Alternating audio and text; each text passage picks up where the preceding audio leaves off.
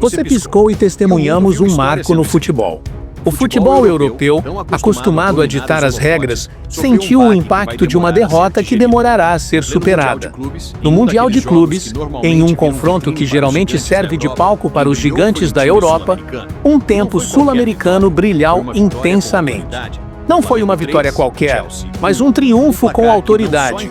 Flamengo 3, Chelsea 1. Um placar que não só surpreendeu, mas reverberou como um grito vindo do hemisfério sul, ecoando pelos corredores frios da Premier League. Sim, o impensável aconteceu.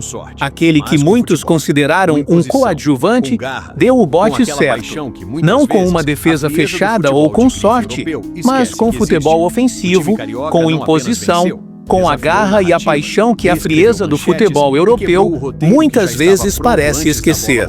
O time carioca não acabou de vencer.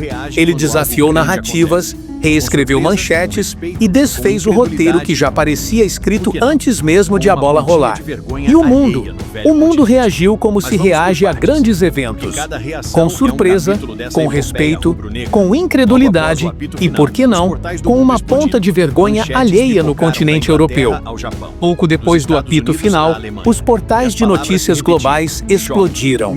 Manchetes pipocaram da Inglaterra ao Japão, dos Estados Unidos à Alemanha, e as palavras se repetiam: choque, humilhação, lição, realidade.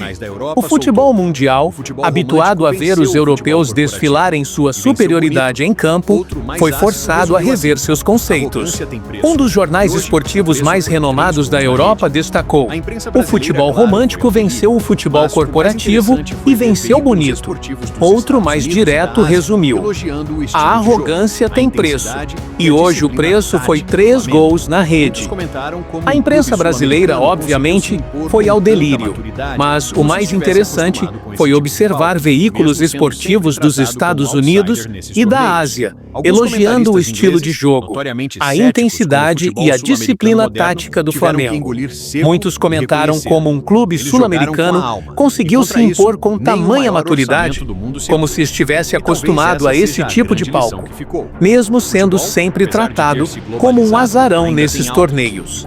Alguns comentaristas ingleses, notadamente céticos em relação ao futebol sul-americano moderno, tiveram que engolir em seco e admitir: eles jogaram com a alma, e contra isso, nem o maior orçamento do mundo é capaz de segurar.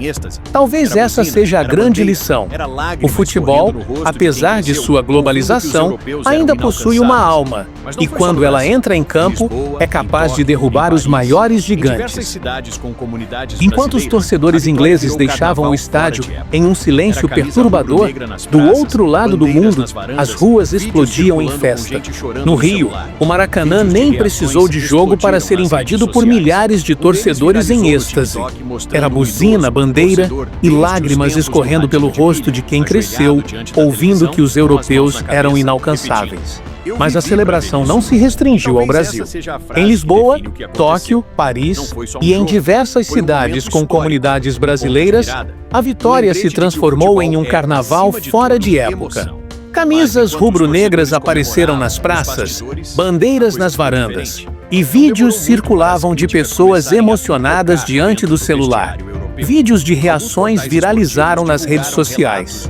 Um deles, em particular, fez sucesso no TikTok, mostrando um idoso, torcedor desde os tempos do rádio, ajoelhado diante da televisão, com as mãos na cabeça, repetindo: "Eu vivi para ver isso." E talvez essa seja a frase que melhor define o que aconteceu.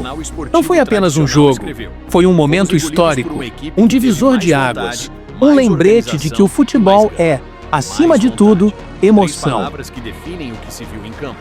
Relatos apontam que